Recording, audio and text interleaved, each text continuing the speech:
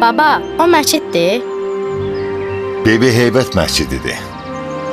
Bu məscid çox şeyləri görüb. Bu torpağın böyük tarixi var. Görürsən bu ağacları? Görürəm, təzə əkiblər. Biz əkmişik.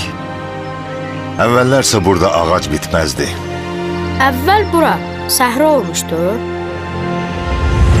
Yox. Yüz illərlə burada torpağın üzərinə neft çıxardı. Neft alovlanıb yanardı.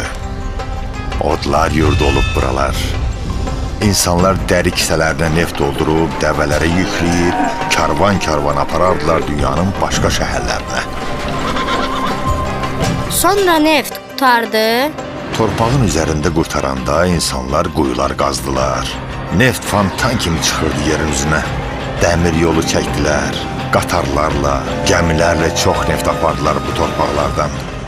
Torpaq dincəlmək bilmirdi. İllərlə neft yerə də axırdı, torpağa qarışırdı. Heç bir bitki bitmirdi bu torpaqlarda.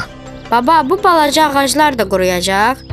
Yox bala, bu ağacları əkməzdən qabaq qapqara torpağı yüklədik maşınlara. Aparıb torpağı neftdən təmizləyən qurğularda təmizlədik. Sonra təmizlənən torpağı maşınlarla gətirib tökdük öz yerinə.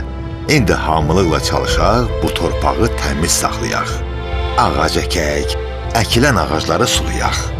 Baba, mən də burada ağac əkmək istəyirəm. Onda sən su gətir. Mən sənə kömək eləyim, yeri qazım. Azərbaycan Respublikası Dövlət Neft Şirkəti. Birlikdə təbiətin taleyini dəyişək.